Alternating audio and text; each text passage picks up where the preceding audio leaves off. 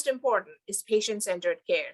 I talked about navigators. I talked about making sure that all the tests are happening in a manner that makes sense to the patient if they come from far away.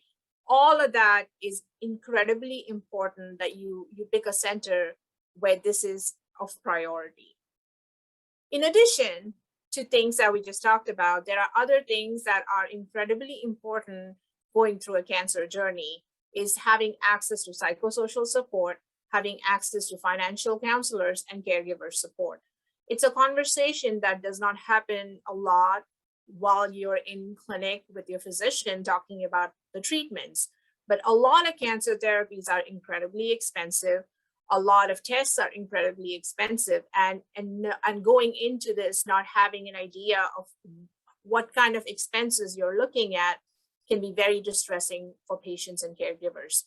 A lot of places have recognized that as an issue, and can provide patients with access to financial counseling if the physician is not somebody who's comfortable having that discussion. But I think these are important questions to ask, and these are important questions to think about when picking a place for cancer care. And like I sort of alluded to before, having multidisciplinary discussions where you have surgeons and oncologists and radiation doctors all sitting together and talking about care is incredibly important, that they are all there and that they are all talking to each other to make sure that the right sequence of care is provided to you or your caregiver for lung cancer. There are several advocacy groups, and there are several education websites like NCCN and ASCO and websites that provide guidelines where you could be directed to. It's always helpful to get names of these organizations from your care team rather than just going on Google and often finding information that might cause a lot of distress and might not be accurate. But there are advocacy groups out there that you could be connected to. So if you have a tumor with EGFR mutation, there is a whole advocacy group of patients and caregivers who have the same mutation. So it's helpful to be connected to those groups so you can talk to them about what to expect and sort of what the journey looks like. And most of all, across the continuum from screening to treatment, safety is incredibly important.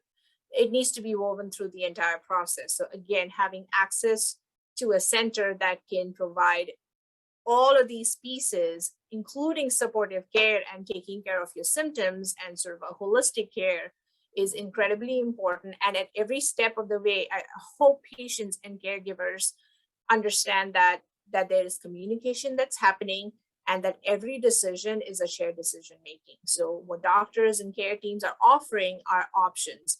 Ultimately, patients need to make sure they have all the information that they need so that the decision is ultimately theirs when picking any kind of treatments that are offered to them.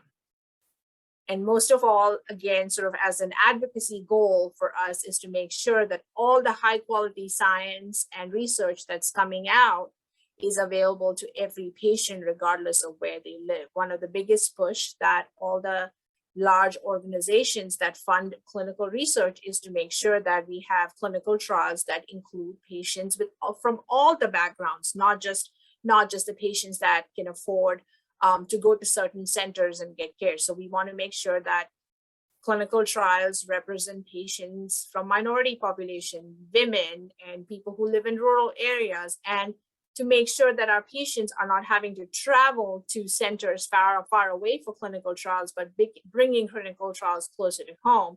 And so these are things that we know as caregivers, as patients, we need to ask for, and something that I know that all the doctors and healthcare systems are also becoming more aware of. Thank you.